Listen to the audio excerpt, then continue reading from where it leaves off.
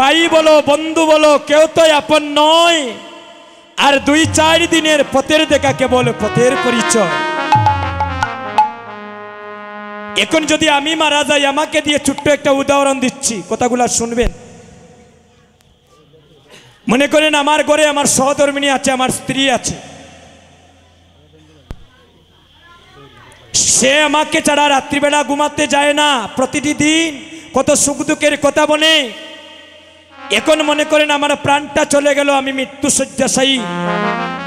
আমাদের গ্রামবাসী গিয়ে যদি বলেন ওগো এখন তো রাত্রি 3 ঘটিকা হয়ে গেছে, যে স্বামীর পাশে তুমি প্রতিদিন ঘুমিয়েছ, আজকে আরো 2টা ঘন্টা তুমি তার পাশে ঘুমাও, একটু রাত্রিটা প্রভাত হয়ে গেলে আমরা শ্মশান কাটে নিয়ে তার দেহটা সৎকাজ করব। আমার সহধর্মিণীকে আপনি রাখতে পারবেন না আমার পাশে, কারণ এখন আমার দেহে প্রাণ নেই, একটা মৃত লাশ। এক সময় সে আমাকে দেখলে অনেক সাহস পেত, আর এখন সে আপনাকে দেখলে আমাকে দেখলে ভয় পাবে, কারণ আমার দেহে এখন প্রাণ নেই। এই জগতে কেউ আপনার আপন নয়। আপন যদি করিতে হয় একমাত্র গৌর হরিকে করেন। তাই তো বললেন বজ গৌর হরি মনদির করি, বিপদে ঘেরিল দেশ, এ তত্ত্ব জানিয়া আগে পলাইল শ্রবণ দর্শন কেশ। শ্রীপুত্র বধূ যতনে পালিছ সকলই নিমের চিতা, তোমার মরণ সময়ে তোমার আপনি জন মিলে প্রথম দিবে তোমার মুখে জেলে চিতা। হরি আপনার সরকারি চাকরি আছে, পকেটের টাকা পয়সা আছে, আপনার সংসার আপনাকে প্রচুর ভালোবাসবে। আপনার চাকরি শেষ, আগের মতো ইনকাম নেই, দেখবেন ওই পরিবার আগের মতো আর আপনাকে ভালোবাসবে না। যদি ভালোবাসা করতে হয় ওই তার সাথে করেন, ভালো যদি বাঁচতে হয় গৌর হরিকে ভালোবাসেন, সে আপনাকে দুর্দিনে অন্তত পক্ষে কাঁদাবে না। হরি মাগো, বাজে কথা শুনতে শুনতে আমাদের করোনাটা বাজে হয়ে গিয়েছে।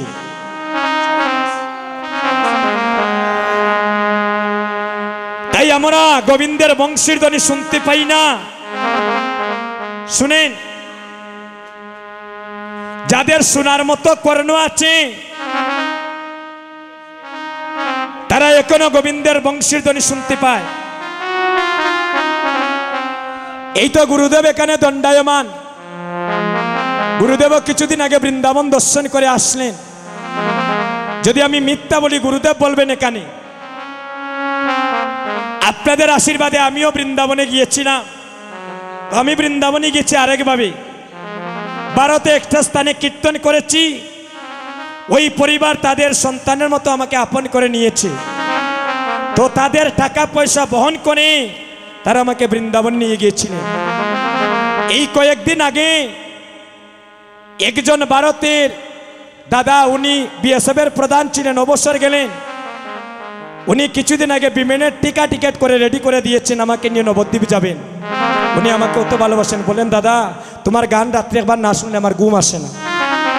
এই দেখেন জীবনে কোনো রক্তের টান নেই, পরিচয় নেই। জ্যৈষ্ঠ মাসে অগ্রিম টিকেট করে রেখেছেন, আমাকে নবদ্বীপে নিয়ে বেড়াবেন, ওনার বাসায় নিয়ে যাবেন।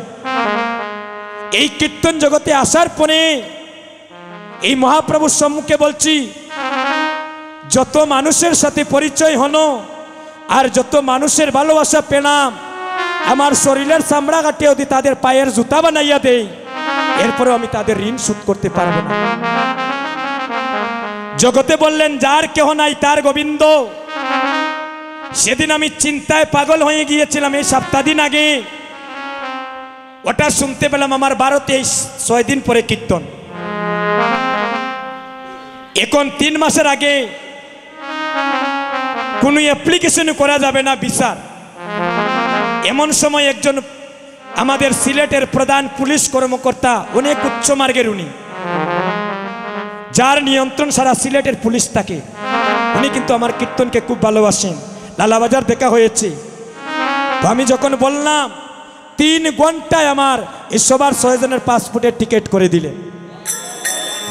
এই দেখেন, যারা ভগবানকে ভালোবাসে উনি ডাইরেক্ট হাই কমিশনারের কাছে আমাকে নিয়ে গেলেন। একজন মহিলা, কেরালা বাড়ি, ভারতে। উনি বললেন, দাদা আপনার যখন ভালো লাগে তখনই আসবেন, আপনার জন্য দরজাটা খোলা। এই রাস্তায় যদি আমি না আসতাম, ওই ধরনের মানুষের আমি ভালোবাসা পাইতাম না।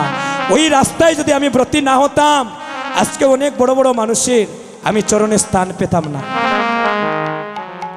এটা আমার গ্রামবাসীকে আমি ধন্য দিই। আমি যখন প্রথম কীর্তন শিখি, এই সঙ্গের বিশেষ করে আমার আপনজন আমাকে সাপোর্ট দিয়েছেন বিদায় আজকে মহাপ্রভু আমাকে অনেক উপরে নিয়ে গিয়েছে। আশীর্বাদ করবি এভাবে যেন আপনাদের মতো জন্মে জন্মে যেন ভক্তের সঙ্গ লাভ করিতে। এই জগতে ইহকালে পরকালে একমাত্র গৌর হরি বিনে, প্রাণ কৃষ্ণ বিনে আমাদের গতি নাই। হরি বল, হরি বল। আর যে কথা বলেছি না, বৃন্দাবনে একটা বংশীবটের তোল আছে, গুরুদেব গিয়েছেন।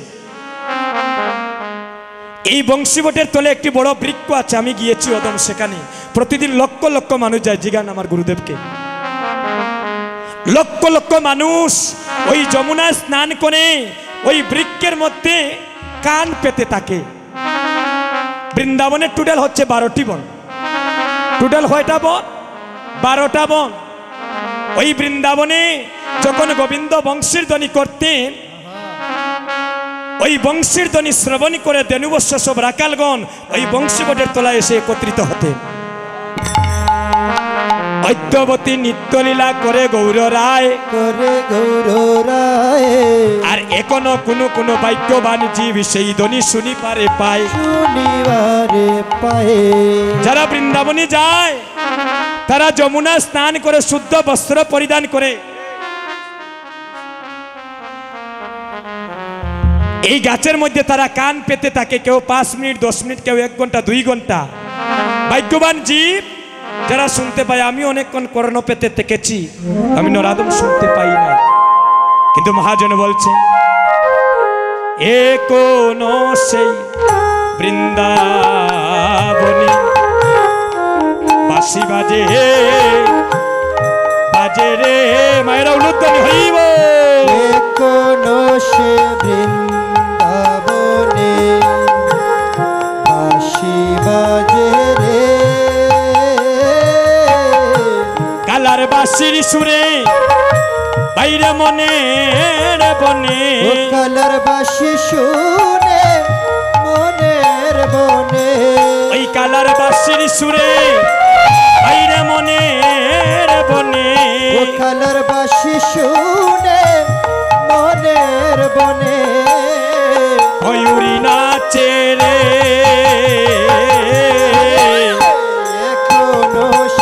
এই ঘটনাগুলা মিথ্যে নয়, এই ঘটনাগুলা মিথ্যে নয়, যারা গিয়েছে তারাই দেখেছে।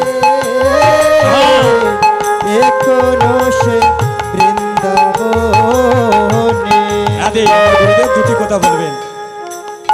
সতী সজ্জনা নিতাই গৌর হরিবল। গৌরপান ভক্তবৃন্দ, আপনাদের চরণে শ্রেণীমত শ্রদ্ধা রেখে নিবেদন মেতদ। আমার ছোট ভ্রাতার শিষ্যপুত্র এই দেবাশিস দাস গুরু কৃপা পেয়েছে, শ্রীধাম বৃন্দাবনে গিয়েছে। ওর কথায় কিছুক্ষণের জন্য নিজকে হারিয়ে ফেলেছিলাম। চলে গিয়েছিলাম এই শানেশ্বর গ্রাম বিয়ানীবাজার থানা থেকেই বৃন্দাবনে, তবে দেহটা যায়নি, দেহটা ছিল আপনাদের সান্নিধ্যে। ও হয়তো দুর্ভাগা, বংশীবটে ধ্বনি শুনে নাই, তবে আমি নিজে শুনেছি, বাস্তব সত্য বলতে হয়। আর একটা কথা, তুমি রমন রেতিতে গিয়েছ, যেখানে কৃষ্ণ ধুলা খেলা করেছিলেন। আপনাদের ভক্ত সকাশে একটা বাস্তব প্রমাণ দিচ্ছি। আজ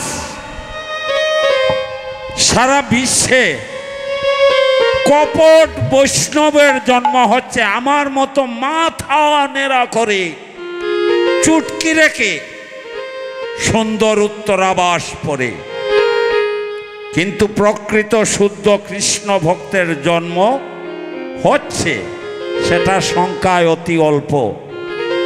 আর সেই শুদ্ধ কৃষ্ণ ভক্ত হচ্ছে আমার বাতার শিষ্যপুত্র, আমার ভাতিজা দেবাশিস দাস, আপনাদের ছেলে গো।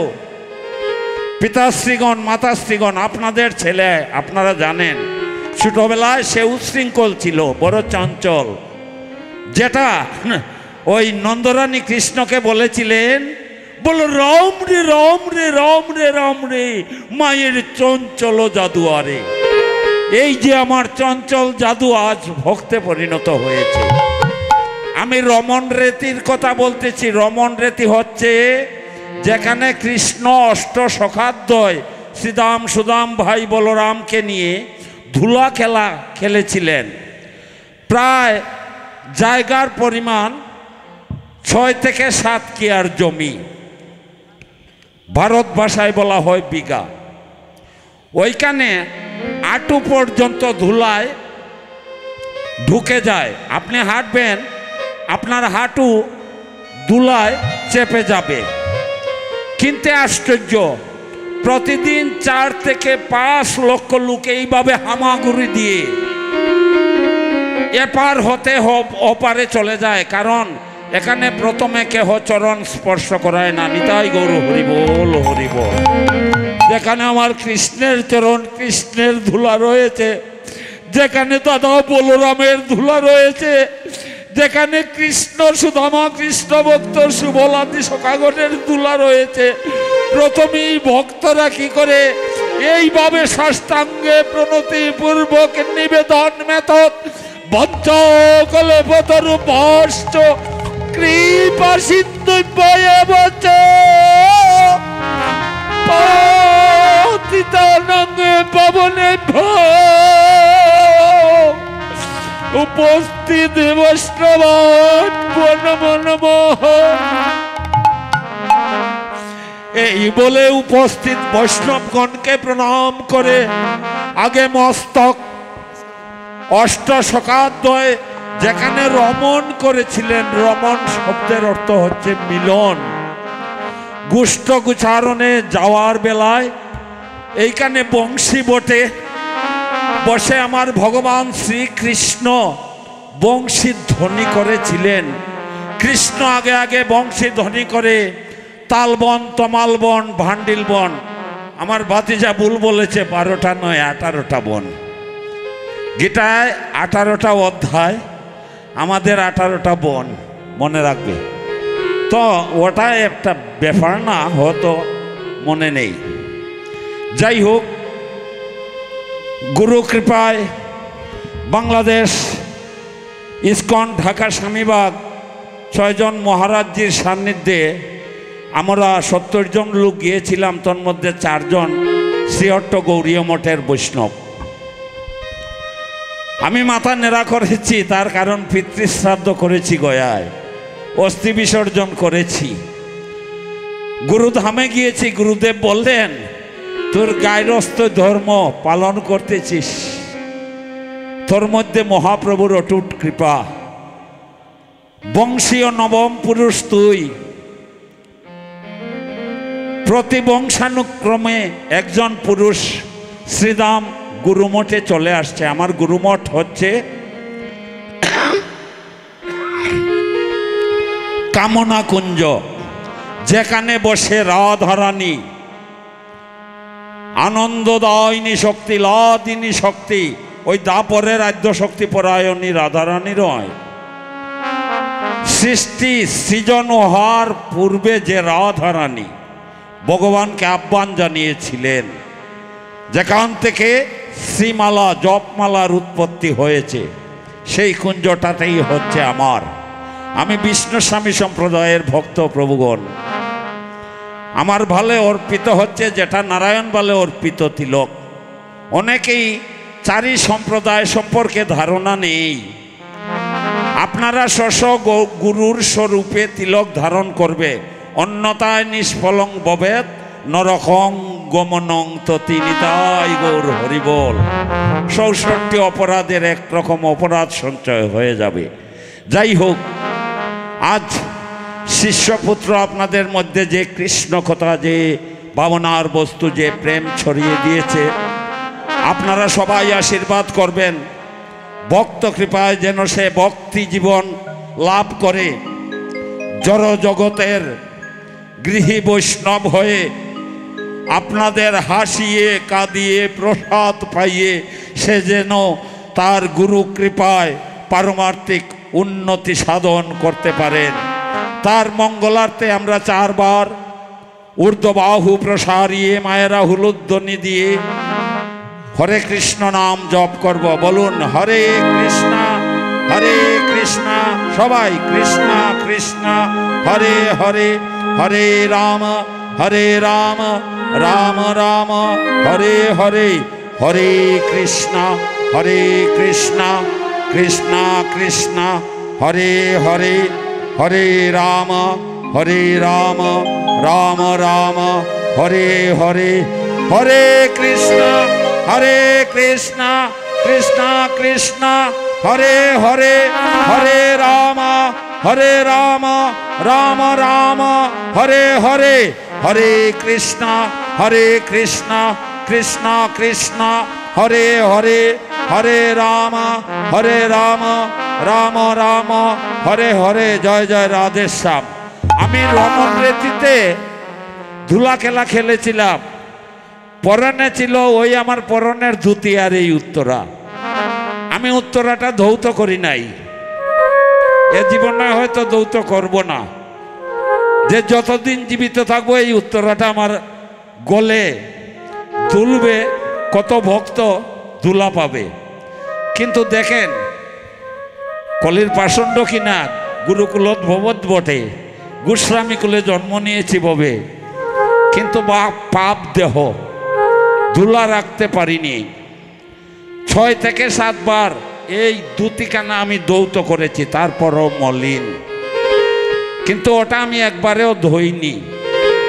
আপনারা যারা ইতিমধ্যে তীর্থে গিয়েছেন, রমন রতিতে যাবেন, ধুলা খেলবেন, সেই ধুলা লাগিয়ে আনবেন একখানা বস্ত্র। কিন্তু আশ্চর্য, যেমন করে লন্ডি করে বস্ত্রখানা নেবেন সেই রকম পরিষ্কারই থেকে যাবে। ভক্তের চারা ওই কৃষ্ণ ওই ধুলা দিয়ে কৃপা করেন। নিতাই গৌর হরি বল হরি বল। জয় জয় শ্রীকৃষ্ণ চৈতন্য গৌরাঙ্গ মহাপ্রভু কি।